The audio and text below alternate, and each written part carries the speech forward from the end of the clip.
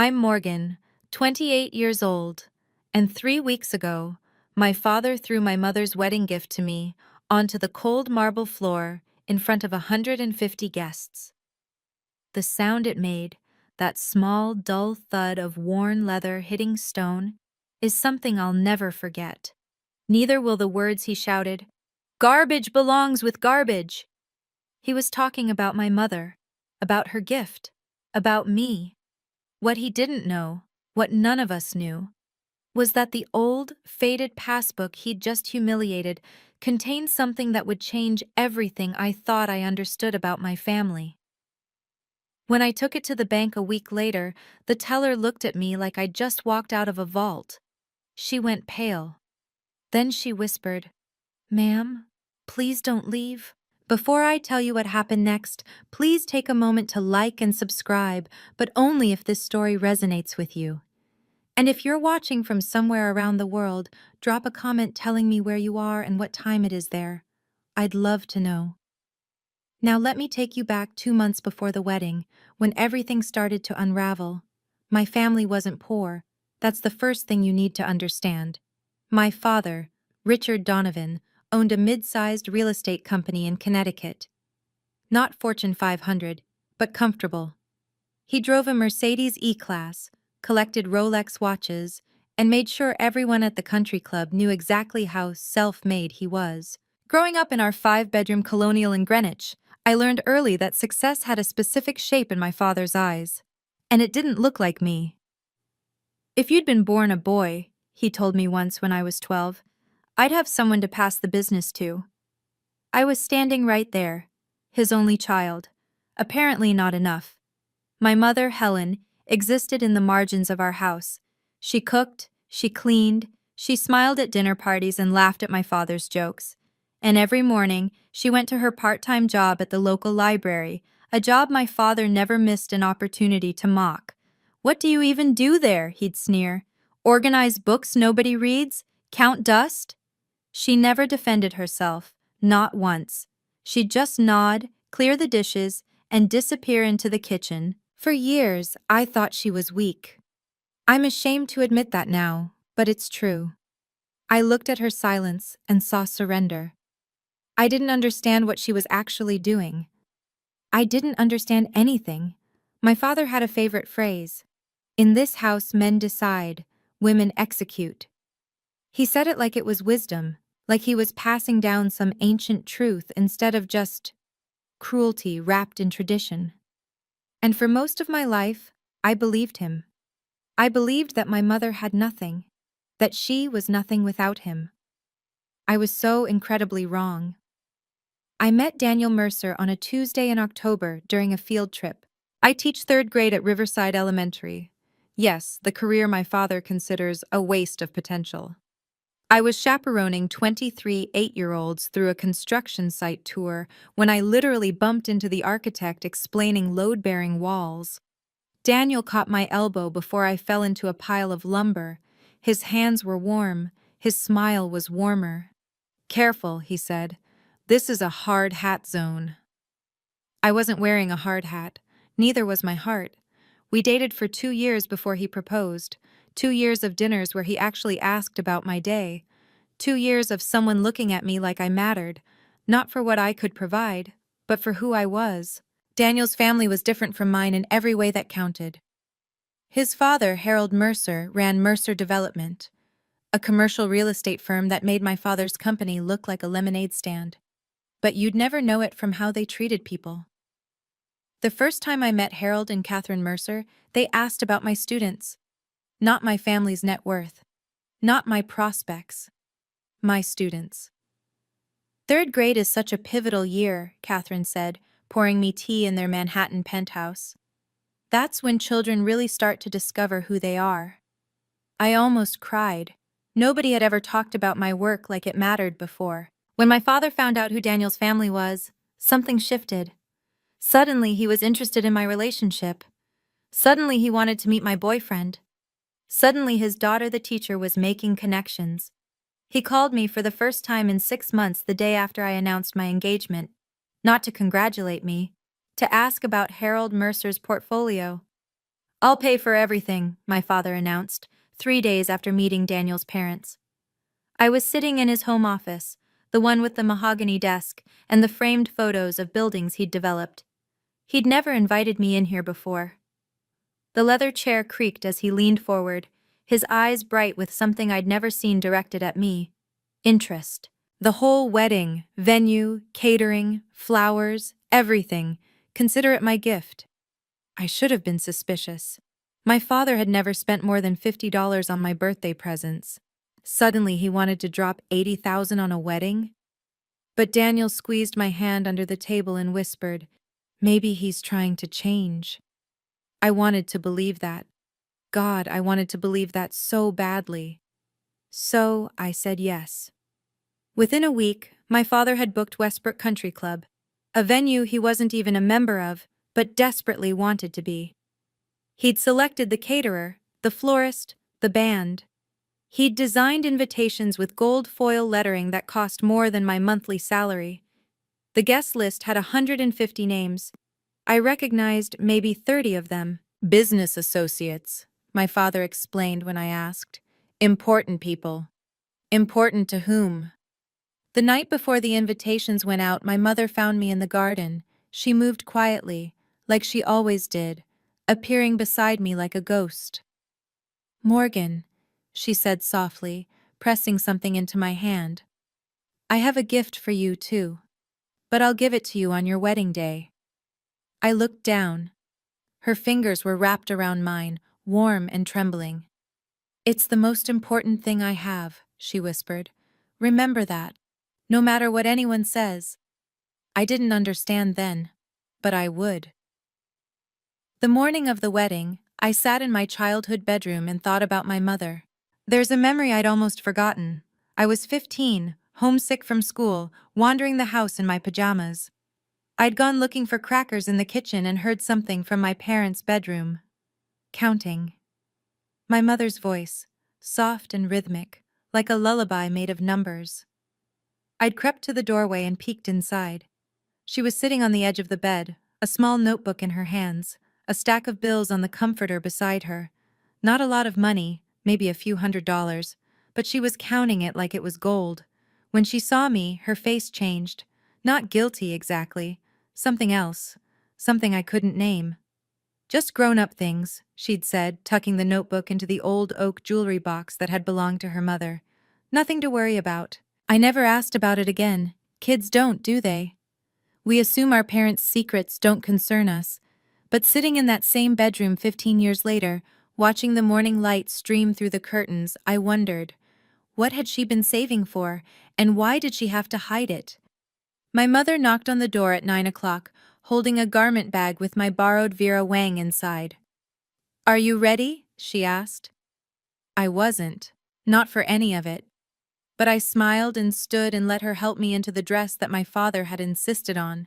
White silk and imported lace, elegant and expensive, and nothing like what I would have chosen for myself. "You look beautiful," my mother said, her eyes wet. I didn't know then that she was saying goodbye to the life she'd endured for me. Westbrook Country Club looked like something from a magazine.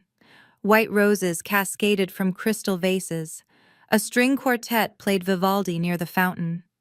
300 chairs arranged in perfect rows on the manicured lawn, each one draped with silk ribbons that matched my bouquet. And at the center of it all, my father. I watched him from the bridal suite window, directing vendors like a general marshalling troops. "Move that table, adjust those flowers. No, the champagne tower goes there." He was wearing a Tom Ford suit I'd never seen before, charcoal gray, perfectly tailored. New cufflinks glinted at his wrists. He looked expensive. He looked important. He looked like someone playing a role. "Your father's really outdone himself," said my maid of honor, Sarah, peering over my shoulder. "I've never seen him so involved." That was one word for it. When the Mercer's car pulled up, a understated black sedan, not the flashy arrival my father would have chosen, I watched him transform. His posture straightened. His smile widened. He crossed the lawn with his hand extended before Harold had even closed the car door. "Harold! Catherine! Welcome! Welcome!" He was using a voice I didn't recognize. Warmer, softer. The voice of a man who wanted something. From the corner of my eye, I saw my mother standing alone near the rose garden. She was wearing the champagne-colored dress my father had selected for her, not the deep blue she'd wanted. And her smile looked painted on. She caught my eye through the window. For just a moment, something passed between us, something sad and knowing. Then my father's voice boomed across the lawn. "Let me give you the grand tour," and my mother's face went blank again. The ceremony was beautiful. I know that sounds strange, given everything that came after. But standing at the altar with Daniel's hands in mine, watching his eyes fill with tears as I said, "I do," that part was real. That part was ours. "I love you," he whispered as he slid the platinum band onto my finger. "No matter what happens, remember that." I didn't know then why he said it that way. Like a warning. Like a promise against something coming. The minister pronounced us married. Daniel kissed me softly, and 150 people applauded, most of them strangers my father had invited. I looked out at the crowd during that kiss. My father was beaming at Harold Mercer, not at me. He was already calculating, already networking, already using my wedding as a business opportunity. And in the front row, my mother sat alone. Her eyes were red. Her hands were clasped in her lap so tightly her knuckles had gone white. She wasn't smiling. "Mom's been crying all day," I murmured to Daniel as we walked back up the aisle. He squeezed my hand. "Wedding emotions. It's normal." But something in my chest said it wasn't normal. Something said my mother wasn't crying from happiness. At the cocktail hour, I watched her hover near the edges of conversations, always alone, always watching my father work the room. Once, she reached out to touch his arm, and he shook her off without even looking. "Not now, Helen." 3 words, spoken like she was a fly buzzing near his champagne.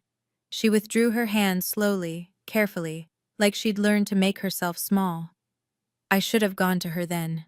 I didn't. That's something I'll regret forever. The reception started at 7, and by 8, my father was drunk. Not falling down drunk. Richard Donovan would never embarrass himself that obviously. But the kind of drunk where his voice got louder and his stories got bigger and the truth got flexible. I watched him corner Harold Mercer near the Dom Perignon Tower, gesturing expansively with a champagne flute. 15 million in revenue last year, I heard him say. We're expanding into commercial, big things coming. I knew for a fact his company had done maybe 3 million. Maybe. Harold's face remained politely neutral, but I saw him exchange a glance with Catherine. The kind of glance married people share when they're both thinking the same thing and don't want to say it. "Your father seems enthusiastic," Catherine said, appearing beside me at the dessert table. I wanted to apologize, to explain, to somehow separate myself from the performance happening across the room. "He's excited about the wedding," I managed. Catherine touched my arm gently. "I'm sure he is, dear." But her eyes said something different. Later, I'd learned that Harold had already done his research, that he knew exactly how big my father's company wasn't, that the whole charade had been transparent from the start. But in that moment, I just felt the slow creep of dread, the sense that something was building, pressure behind a dam. My father's laugh rang out too loudly. He clapped Harold on the shoulder like they were old friends. He was performing so hard I could almost see the sweat on his forehead. And my mother stood in the corner, watching, silent, waiting. For what, I didn't know. Not yet.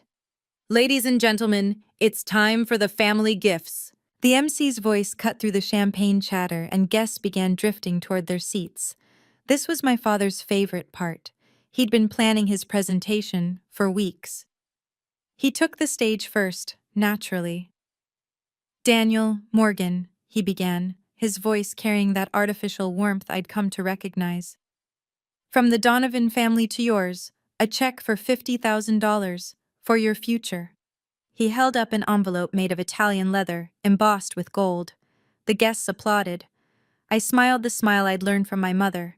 Pleasant, empty, expected. $50,000 we both knew he'd borrowed against his credit line. $50,000 that was really an investment in Harold Mercer's good opinion. "Thank you, Dad," I said, because that was my line. Harold Mercer went next, his approach completely different. No fanfare, no performance. He simply handed Daniel a small Tiffany blue box. "A key," he said simply, "to a brownstone in Brooklyn Heights. It was Catherine's grandmother's place. We thought you two might like to start your life there." The room went quiet. A brownstone in Brooklyn Heights was worth— I couldn't even calculate it. I watched my father's face. For just a moment, a split second, his mask slipped. I saw the comparison register. Saw him understand that his $50,000 check had just been completely eclipsed. His jaw tightened. His smile became something else. "How generous," he said, his voice just slightly too sharp. And then the MC called the next name. "And now, from the mother of the bride, Helen Donovan." My mother rose from her seat, and I saw she was holding something small, something worn, something old. My stomach dropped. I didn't know why. Not yet. My mother didn't use the microphone. She walked to where Daniel and I sat at the head table, her steps careful, measured. In her hands was a small book, maybe 5 inches by 3, bound in faded blue leather that had worn soft at the corners. "Morgan," she said, her voice barely above a whisper. The room had to strain to hear her. "This is my gift to you." She pressed the book into my hands. It was a passbook, an old-fashioned bank passbook, the kind they stopped issuing decades ago. First National Bank was stamped in gold letters on the front, though the gold had mostly flaked away. "I don't understand," I started. "This is everything I have," my mother said. Her eyes were wet, but her voice was steady. "Everything I've saved. I want you to have the freedom I never had, the freedom to make your own choices." I turned the passbook over in my hands. It weighed almost nothing. Behind me, I heard whispers from the guests. "A savings book? That's it? How old is that thing?" I didn't care. Something about the way my mother was looking at me, fierce and tender and desperately hopeful, made my throat tight. "Thank you, Mom," I said, and pulled her into a hug. "Thank you." "Don't let anyone tell you it's worthless," she whispered against my ear. "Promise me, whatever anyone says, don't throw it away." I didn't understand the warning, but I nodded. "I promise." She pulled back, and for just a moment, she looked like a different person. Stronger, younger, like the woman she might have been if life had been kinder. Then my father's voice shattered everything. "What is that supposed to be?" My father was standing now, his chair pushed back so hard it nearly toppled. His face was flushed, from the alcohol, from the embarrassment of being outdone by Harold's gift, from something darker I couldn't name. "Helen." He said her name like it was poison. "What the hell is that?" My mother didn't answer. She just stood there, hands clasped, eyes down. He crossed the room in 4 strides. Before I could react, he'd snatched the passbook from my hands. "A savings book?" He laughed. But it wasn't laughter. It was something cruel wearing laughter's face. "You gave our daughter a savings book? In front of the Mercers?"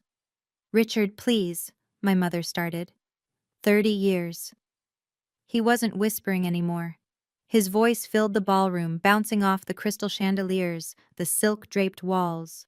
30 years of marriage, and this is what you contribute? This worthless piece of— He threw it. The passbook hit the marble floor with a sound like a slap. It skidded across the stone, coming to rest near the base of a rose arrangement. "Garbage belongs with garbage," my father roared. The silence that followed was absolute. 150 people sat frozen. Forks hovered over plates. Champagne glasses stopped halfway to lips. The string quartet had gone silent. I heard Catherine Mercer inhale sharply. Heard someone, maybe Harold, set down a glass with a careful click. My mother stood motionless, tears streaming down her face. Silent, accepting, like she'd been trained to take this. "You've embarrassed me for the last time," my father continued, turning to the room like he expected applause. "I apologize to our guests for my wife's pathetic display. The Donovans are better than this." He adjusted his Tom Ford jacket, smoothed his hair, smiled at Harold Mercer like nothing had happened. And in the terrible silence, my mother whispered something so soft that only I could hear. "I'm sorry, Morgan. I'm so sorry." She was apologizing to me. After everything he'd just done, she was apologizing. Something inside me snapped. Daniel's hand found mine under the table. His fingers were trembling, not from fear, but from the effort of holding himself back. "I'm going to," he started. "Don't." My voice came out steadier than I felt. "Don't give him what he wants." I could feel Daniel's rage like heat radiating off him. His jaw was clenched so tight I thought he might crack a tooth. His free hand had curled into a fist on the tablecloth. "Morgan, I know. I knew what Daniel wanted to do. Wanted to cross that room and put my father through the ice sculpture. Wanted to defend my mother's honor, my honor, in front of everyone who'd just witnessed the ugliest moment of my life. But I'd grown up with Richard Donovan. I knew how this played. If Daniel hit him, my father would be the victim. If Daniel yelled, my father would seem reasonable by comparison. Violence would give him exactly what he wanted, a distraction, a way to reframe the narrative. Instead of the man who'd just screamed at his wife over a savings book, he'd become the father-in-law who'd been attacked at his daughter's wedding. I wouldn't give him that satisfaction. Across the room, Harold Mercer was standing up. His face had gone cold, the warmth from earlier completely gone. "Catherine," he said quietly, "I think we should leave." "Yes," his wife agreed immediately. "I think we should." My father's smile faltered. "Harold, please, this is just a family matter." "Mr. Donovan," Harold's voice could have frozen the champagne. "I've seen enough to understand exactly what kind of man you are." They began gathering their things. And on the floor, near the roses, my mother's gift lay abandoned. Garbage, my father had called it. He had no idea. I released Daniel's hand. "Morgan?" His voice was worried. "What are you—" "Trust me." I stood up slowly. Every eye in the room tracked my movement. The silk of my wedding dress whispered against my legs as I stepped down from the head table. My father turned toward me, his face shifting through emotions. Confusion, irritation, the beginning of another tirade. I walked past him. My heels clicked against the marble. 1 step, 2, 3. The passbook lay where it had fallen, its faded blue cover stark against the white stone floor. One corner had bent from the impact. I bent down, picked it up, and brushed it off carefully, gently, like it was made of glass. When I straightened, I didn't look at my father.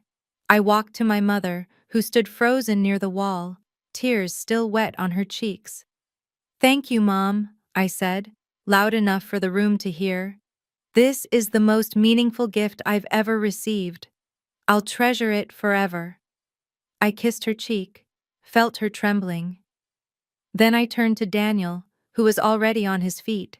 "We're leaving," I said. "Where do you think you're going?" My father's voice cracked on the words. "The reception isn't over. You're embarrassing me in front of—" I stopped, turned just enough to see him from the corner of my eye. "I don't need your permission, Dad. And I don't need your approval." My voice was calm, steady, a voice I hadn't known I possessed. "What I need is to leave. So that's what I'm doing." Daniel took my hand. Together, we walked toward the door. Behind us, my father was still shouting. Something about disrespect, something about everything he'd done for me. I didn't hear any of it. I just kept walking. The brownstone in Brooklyn Heights was quiet. Harold and Catherine had given Daniel the key months ago, but we'd planned to save it for after the honeymoon. Instead, it became our refuge on our wedding night. Daniel ordered Thai food. Neither of us ate much. I sat on the window seat, still in my wedding dress. I hadn't had the energy to change, and watched the lights of the city blur through the glass. The passbook sat on the cushion beside me, its worn leather warm from my hand. "You don't have to look at it tonight," Daniel said softly. "Whatever's in there can wait." "I know." But I couldn't stop touching it, running my fingers over the embossed letters, wondering what my mother had meant by freedom. "She stayed for me," I said suddenly. "All those years, she stayed for me." Daniel sat down beside me, careful not to disturb the passbook. "You don't know that for sure." "I do." And somehow, I did. The way she'd looked at me today. The way she'd said, "I want you to have the freedom I never had." It wasn't just about money. It was about choices, about being trapped so long you forget there's a world outside the cage. "What do you want to do?" Daniel asked. "I don't know yet." But that wasn't entirely true. There was one thing I knew for certain. "My mother told me to go to the bank," I said. "First National, the Greenwich branch. She said to ask for a Mr. Patterson." Daniel was quiet for a moment. "Tomorrow?" I nodded. "Tomorrow." Through the window, the Manhattan Bridge glittered in the distance. Somewhere out there, my father was probably still raging. I didn't care anymore. I was done letting him control my life. My phone started buzzing at 6 in the morning. 17 missed calls, all from the same number. The voicemails ranged from fury to desperation, cycling back and forth like a broken record. First message: "You humiliated me in front of everyone, in front of Harold Mercer." Third message: "I'm cutting you out of the will. You'll get nothing." Seventh message: "Morgan, sweetie, Dad's sorry, okay? Dad had too much champagne. Let's talk about this." 12th message: "You ungrateful little—" I stopped listening. Daniel watched me block the number, his coffee growing cold in his hands. He didn't try to talk me out of it. "My mother texted," I said, pulling up the message. Her words were brief, careful, like she'd thought about each one. "My dearest Morgan, I'm so sorry for what happened. Your father doesn't know what he threw away. Go to First National Bank, Greenwich branch. Ask for Mr. Thomas Patterson. Show him the passbook. He'll explain everything. I love you more than you will ever know. Mom." I read it 3 times. "What do you think it means?" Daniel asked. "I don't know." I looked at the passbook on the coffee table, its faded cover innocuous in the morning light. There's an account number inside, a few old deposits. The last one was in 2003. The balance says $847. Daniel frowned. "That's not nothing. But it's not exactly life-changing." "No. But my mom said it's the most important thing she has." I picked up the passbook, feeling its weight, or lack of weight, in my palm. "And she said to go to the bank." So that's what I was going to do. Whatever secrets my mother had been keeping, I was about to find out. First National Bank's Greenwich branch looked like it had been there since before the town existed. Stone columns framed the entrance. Brass fixtures glowed in the morning sun.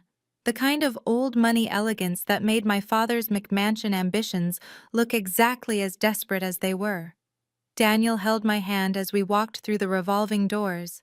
Inside, the air smelled like leather and old paper. Tellers in crisp uniforms worked behind mahogany counters. A security guard nodded at us politely. "Can I help you?" A young woman, her nameplate said Emily, smiled at us from the first window. "I have a Passbook account," I said, sliding the worn leather booklet across the counter. "I'd like to check the balance." Emily took it with a slightly puzzled look. Passbooks were relics of another era, but she scanned the account number into her computer without comment. Then her face changed. I've replayed that moment 1,000 times in my memory. The way her eyes went wide, the way her fingers stopped moving, the way she looked at the screen, then at me, then back at the screen. I'm sorry, could you excuse me for just one moment?" She didn't wait for an answer. She pressed a button under her counter and disappeared through a door marked "Employees Only." Daniel's hand tightened on mine. "What just happened?" "I don't know." But my heart was pounding. Something was wrong, or something was very, very right. Through the door, I could hear muffled voices, then footsteps. Then the door opened again, and a silver-haired man in a three-piece suit emerged. He looked at me with an expression I couldn't read. "Mrs. Mercer?" he said. "I'm Thomas Patterson, branch manager. Would you please come with me?" He gestured toward a door marked Private Banking. "And please," he added quietly, "don't leave." Let me pause here for just a moment. If you've ever been made to feel small by someone who was supposed to love you, if you've ever been told that your dreams weren't worth pursuing or that your contributions weren't valuable, I want you to know you're not alone. And sometimes the things that look the most ordinary are hiding something extraordinary inside. What do you think was in that account? Drop your guess in the comments before we continue. Now, back to the bank. The private banking section was nothing like the public lobby. Persian rugs, oil paintings, leather chairs that probably cost more than my annual salary. Mr. Patterson led us to a mahogany desk and gestured for us to sit. "May I?" He held out his hand for the passbook. I gave it to him. He opened it carefully, reverently, and typed the account number into his computer. For a long moment, he just stared at the screen. "Mrs. Mercer," he said finally, "do you know what this is?" "A savings account," I said. "My mother gave it to me, at my wedding." "It's more than that." He turned the monitor so I could see it. "This passbook is the key to a trust account that was established 25 years ago. Your mother is the settlor. You've been the designated beneficiary since birth." I looked at the screen. I couldn't process what I was seeing. "The current balance," Mr. Patterson continued, his voice gentle, "is $2,147,893.41. The room tilted. "I'm sorry, what?" $2.1 million, Mrs. Mercer. Mr. Patterson folded his hands on the desk. "Your mother has been building this fund for 25 years. Monthly deposits from her employment, careful investments managed by our team, and an initial contribution of $200,000 from an inheritance she received in 1999. 200, I couldn't breathe. My grandmother left her, Margaret Wilson, yes. The inheritance was her separate property, legally distinct from any marital assets. Your mother invested it wisely and added to it over time." He paused. "She came to see me every year on your birthday, without fail, to check on the account, to ensure everything was in order." I was crying. I didn't know when I'd started. Daniel's arm wrapped around me, but I couldn't feel it. My mother. My quiet, overlooked, useless mother. She'd been building my freedom for 25 years, and nobody had known. "I don't understand," I managed through my tears. "How is this possible? My father, he controlled everything. How did she hide this from him?" Mr. Patterson's expression was sympathetic, but careful. "I can only tell you what I know, Mrs. Mercer. Your mother opened this account before I was branch manager. My predecessor established the relationship, but she's been very methodical." He pulled a folder from his desk drawer. "The inheritance from your grandmother was classified as separate property under Connecticut law. Your mother never commingled it with marital assets. She kept it in her maiden name trust, Helen Wilson, not Helen Donovan." "But her job," I said. "She worked part-time at a library, at an accounting office.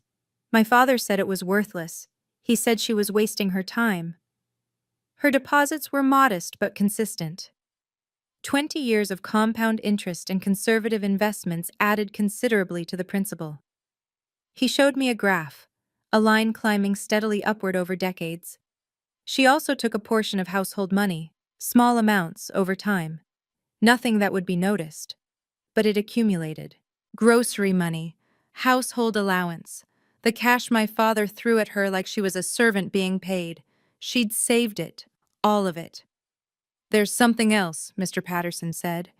He slid an envelope across the desk, cream-colored, sealed with wax. My mother's handwriting spelled my name on the front. "She left this in the file, to be opened only when you came to claim the account. My hands shook as I broke the seal. Inside was a single page covered in my mother's elegant script. My dearest Morgan, if you're reading this, you've found your freedom. This money is yours, not your father's, not any man's. It's yours to do with as you please. I stayed because I wanted you to have a stable home, but I was never truly trapped. I was preparing. All my love, Mom. I read the letter 3 times before I could speak. She wasn't weak, I whispered. All those years I thought she was just accepting it, taking his abuse, letting him treat her like nothing.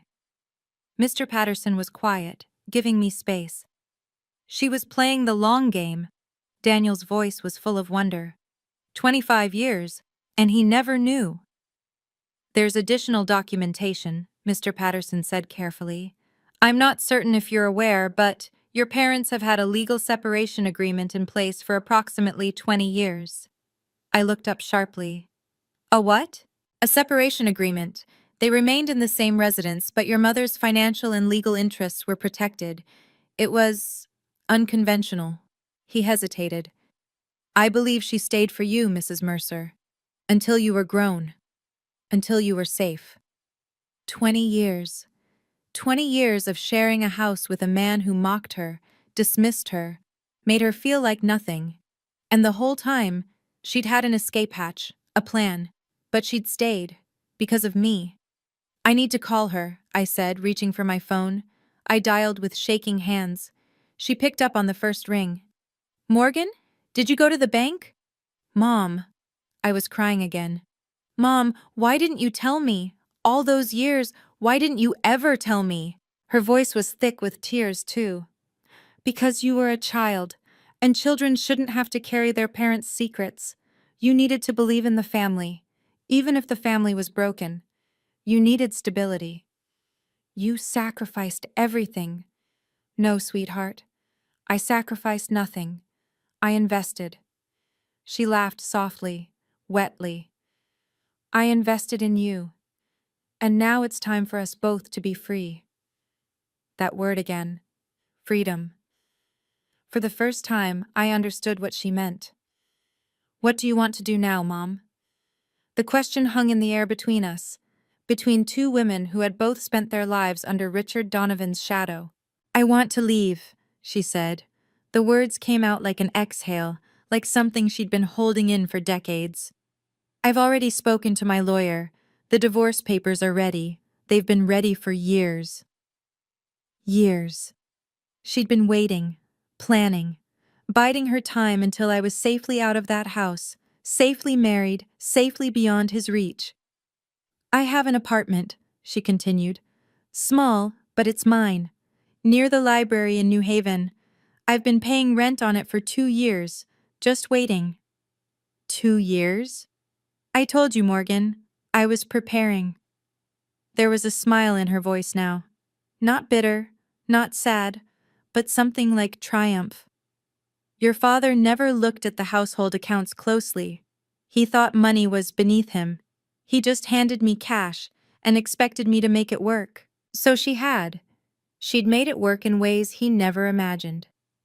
What about you? She asked. What do you want to do with the money? I looked at Daniel, who was watching me with quiet support. At Mr. Patterson, who was pretending not to listen while organizing papers. At the letter in my hands, 25 years of love, compressed into a single page. I don't want to use it for revenge, I said slowly. I don't want to rub it in his face or humiliate him. No. No. I folded the letter carefully, placed it back in its envelope. I just want to live my life, without him in it, without his approval, without his money, without his voice in my head telling me I'm not enough. My mother was quiet for a moment. Then she said, That's exactly what I hoped you'd say. 1 week after the wedding, my mother started packing. I wasn't there when my father found out, but she told me about it later, in that quiet, factual way she'd developed over 30 years of marriage. He came home early, found her in the bedroom with a Samsonite suitcase open on the bed. What the hell do you think you're doing? She didn't stop folding. I'm leaving, Richard. I've filed for divorce. You'll be served papers by the end of the week. He laughed. That cruel, dismissive laugh I'd heard my whole life. With what? You don't have anything. You've never had anything. We've been legally separated for 20 years, my mother said calmly. I have my own assets, my own lawyer, my own future. That's impossible. I would have known. You didn't ask. She closed the suitcase with a click. You never asked about anything that didn't directly benefit you. So no, Richard. You didn't know. His face went purple. She told me she'd never seen him so angry, and that for the first time in 30 years, she wasn't afraid. You'll come crawling back, he spat. You don't have a penny to your name. You'll be homeless in a month. My mother picked up her suitcase, walked to the bedroom door. Goodbye, Richard, she said. I hope you find whatever it is you've been looking for in other people's admiration, because you certainly won't find it in your family anymore. She walked out. He stood in that empty bedroom, surrounded by the expensive furniture he'd bought to impress people, and realized, perhaps for the first time, that he was completely alone. Not because he'd been abandoned, because he'd driven everyone away. My phone rang at 9 p.m. that night. I'd unblocked my father's number, not because I wanted to talk to him, but because I wanted to know when he finally understood what he'd lost. Morgan. His voice was ragged. What did you do? What did you tell your mother? Nothing, Dad. I kept my voice level. Mom made her own choice. She said she has money. That's impossible. She's never had. You must have given her something. You and that Mercer family, you must have. This isn't about the Mercers. This isn't about me. I took a breath. Mom has been preparing for this for 20 years. You just never noticed because you never looked at her. Not really. Silence on the line. She can't do this to me, he said finally. I need you to talk to her. Tell her I'll change. Tell her I'll... Dad, I cut him off. You had 30 years to change. You had 30 years to treat her like a person instead of a servant. You chose not to. Morgan, I'm your father. Yes, you are. And I'll always be grateful for the roof over my head and the food on the table growing up. I paused. But I don't owe you my mother's life. I don't owe you my silence. And I definitely don't owe you forgiveness you've never asked for. If you don't fix this, his voice turned hard, you'll get nothing, not a cent. I'll cut you out of everything. I almost laughed. Dad, I said, I don't need anything from you. Not anymore. I hung up. Then I blocked his number again. My hands were shaking, but my heart was steady. I had set a boundary, and the sky hadn't fallen. 2 weeks later, Harold and Catherine came for dinner. It was supposed to be a quiet evening, wine, pasta, and getting to know each other without the chaos of the wedding hanging over us. Daniel made his grandmother's lasagna. I set the table with the nice dishes we'd gotten as gifts. We were just sitting down when the doorbell rang. I knew before I opened it. Call it instinct. Call it 30 years of living with unpredictability. I just knew. My father stood on the stoop, holding flowers and a bottle of wine. His smile was plastered on tight. Morgan, I was in the neighborhood and thought, you're not invited, Dad. Behind me, I heard Daniel's chair scrape back, heard Harold's voice, low and tense. Just 5 minutes. My father's smile flickered. I want to apologize, for the wedding, for everything. Can't a father make amends? This isn't the time. Please, his voice cracked. I need to talk to Harold, just for a moment. There's been a misunderstanding. And there it was, the real reason. Even now, in what he was presenting as an apology, his primary concern was salvaging his relationship with Harold Mercer, with the business opportunity Harold represented. Mr. Donovan? Harold appeared behind me, his voice cold as January. I don't believe we have anything to discuss. Harold, please, the wedding was a misunderstanding. I'd had too much to drink. I watched you throw your wife's gift on the floor and call it garbage. Harold's tone didn't change. I watched you humiliate your family in front of 150 people. That wasn't alcohol, Mr. Donovan. That was character. My father's face went from pleading to furious in a heartbeat. You don't understand. You don't know what I've had to deal with. That woman has been useless for 30 years. Dad? Daniel stepped forward now, positioning himself between my father and the rest of us. You need to leave. Now. The flowers fell to the ground. My father stood there breathing hard, looking at all of us arrayed against him. He had no moves left. You don't understand what I did for this family. My father's voice had reached that pitch I remembered from childhood, high and sharp and dangerous. The voice that used to make my mother flinch, the voice that used to make me hide in my room. But I wasn't hiding anymore. I built everything, he jabbed a finger at me. The house, the company, your whole life. And you repay me by turning my own wife against me, by embarrassing me in front of— He gestured wildly at Harold. People who matter? Harold's expression didn't change. People who matter? Yes, important people. I spent $80,000 on that wedding specifically to— He stopped. I watched the realization dawn in Harold's eyes, the pieces clicking together. Specifically to what, Mr. Donovan? Harold's voice was silk over steel. To impress me? To create a business relationship? My father's mouth opened, closed, opened again. You spent $80,000 of borrowed money, Harold continued quietly, to put on a show. Not for your daughter, for me. For what you thought I could do for your company. That's not— I never— And when your wife who has apparently been quietly saving for 2.5 decades, gave your daughter the most meaningful gift of the night, you threw it on the floor. Harold shook his head. Because it didn't fit your performance. Catherine put a hand on her husband's arm. I think we've seen enough, dear. Yes. Harold looked at my father one last time. Mr. Donovan, I don't do business with men who treat their families as props. Please don't contact me again. The door closed in my father's face. Through the wood, I heard him standing there, breathing, processing the death of everything he'd tried to build. Then, slowly, footsteps retreating. He was gone. Can I be honest with you for a moment? Sometimes the best revenge isn't revenge at all. It's not screaming. It's not exposing. It's just stepping back and letting someone reveal who they really are. My father had every opportunity to apologize, to change. Instead, he told Harold Mercer exactly what he'd been doing all along. Before I finish this story, I want to ask you, have you ever had to walk away from someone you loved to protect yourself? Tell me in the comments. Now let me tell you what happened next. The fallout was quiet but devastating. My father never got his meeting with Harold Mercer. No partnership, no investment, no entry into the world of real development he desperately wanted to join. But that wasn't the worst of it. The story spread, not dramatically.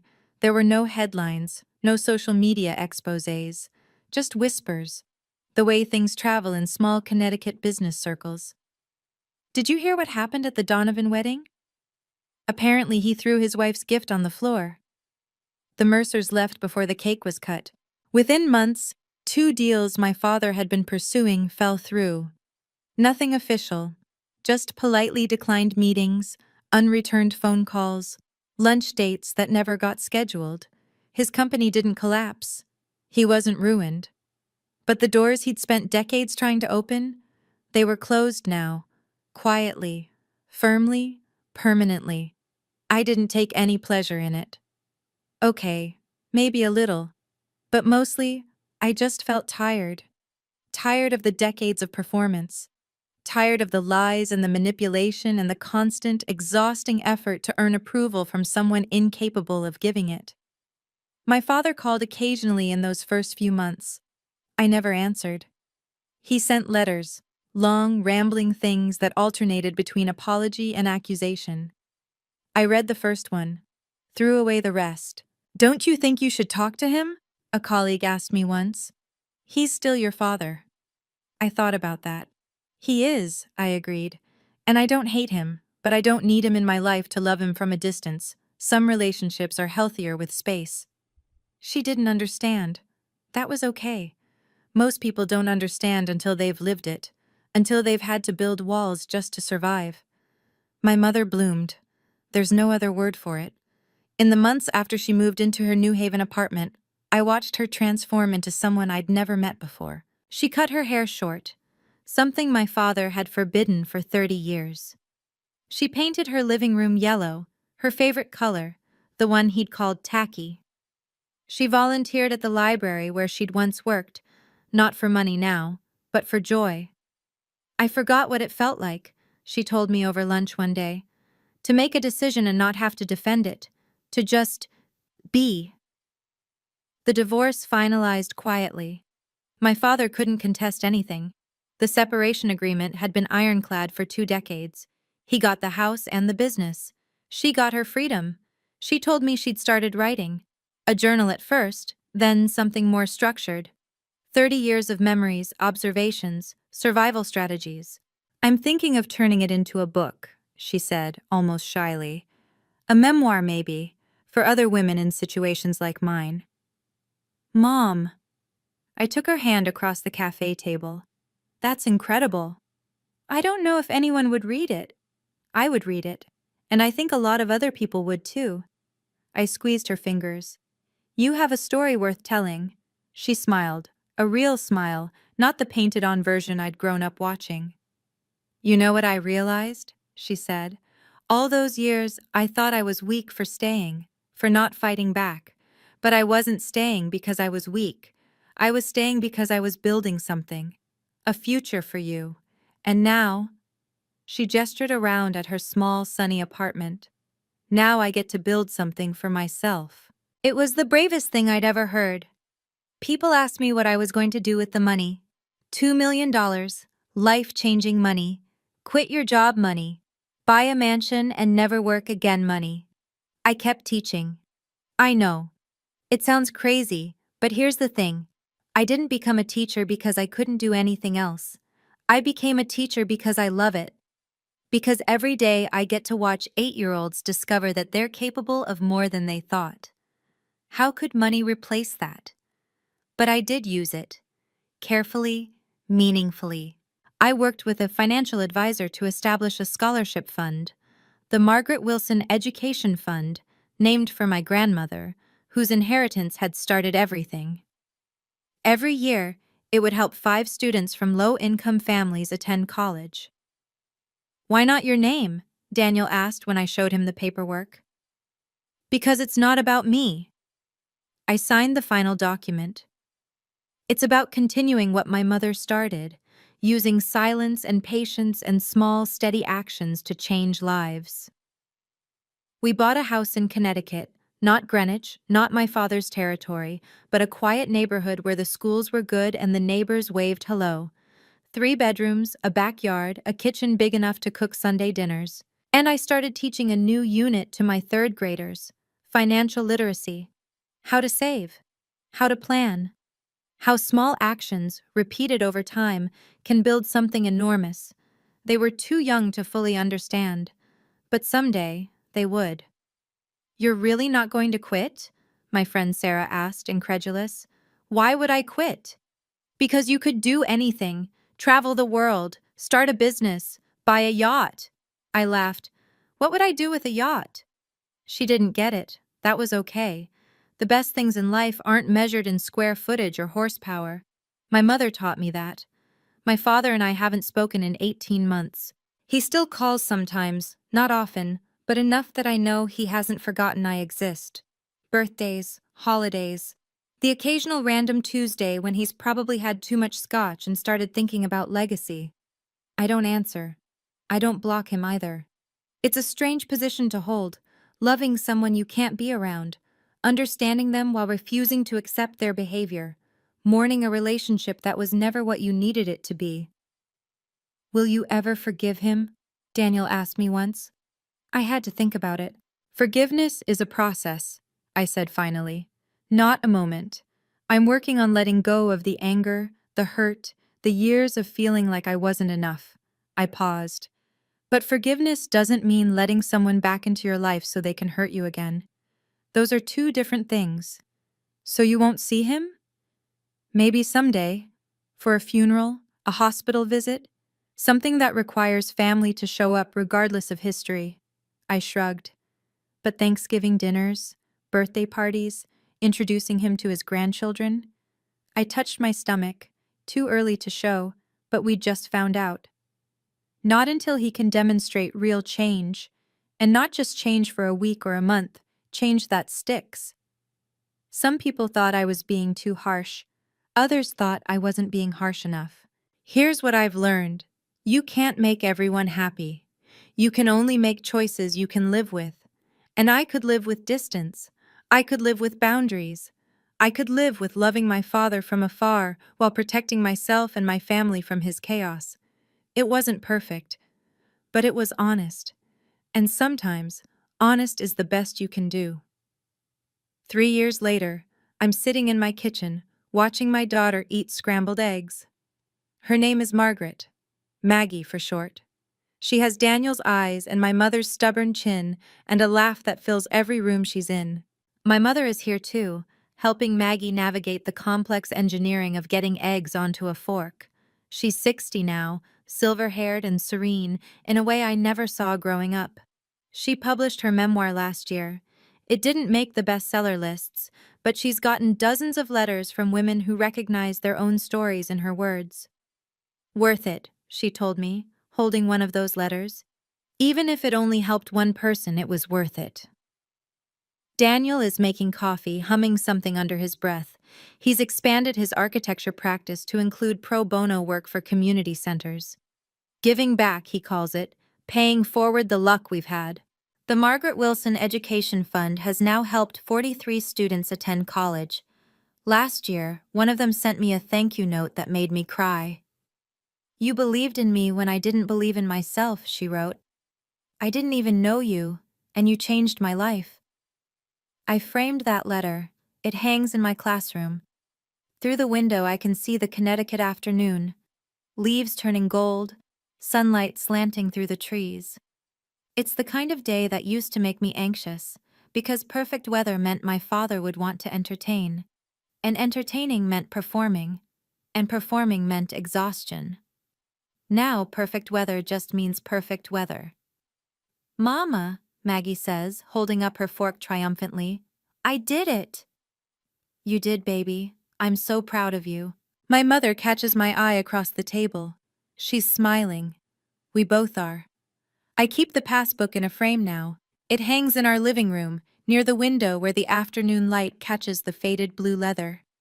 Visitors sometimes ask about it. Is that a savings book?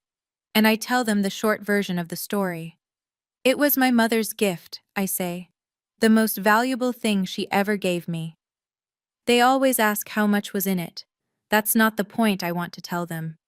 $2 million matters, yes. But what matters more is what it represented. 25 years of patience, 25 years of small, invisible actions building towards something enormous. 25 years of love expressed not through words, but through preparation. My mother didn't save me by swooping in at the last moment with a dramatic rescue.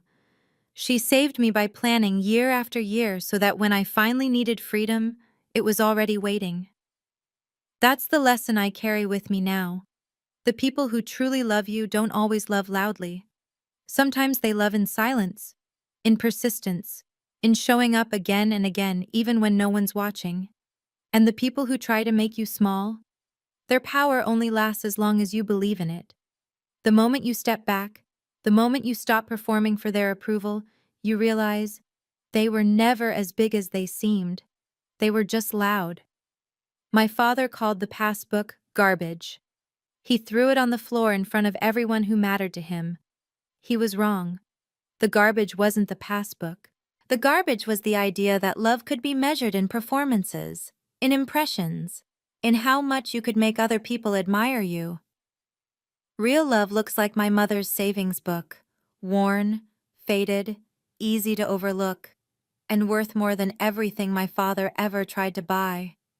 If you're in a situation where someone makes you feel small, please know that you're not.